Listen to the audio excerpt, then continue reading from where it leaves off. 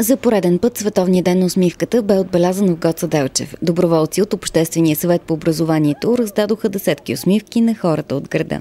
Усмихна ли ви усмивката, която получихте? Много.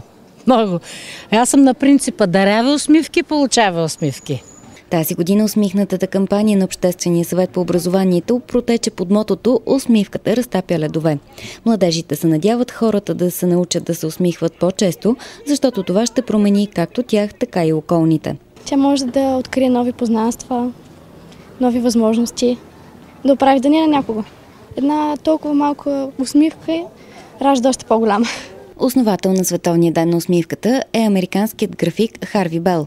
Той създал усмихнатото лице като част от рекламна кампания през 1963 година. Според Бел това трябва да бъде денят, посветен на доброто настроение и добрите дела, и да преминава под мотото "Направи добро, помогни на няколко да се усмихне". Датата е в началото на октомври, защото началото на есента определено има нужда от повече усмивки.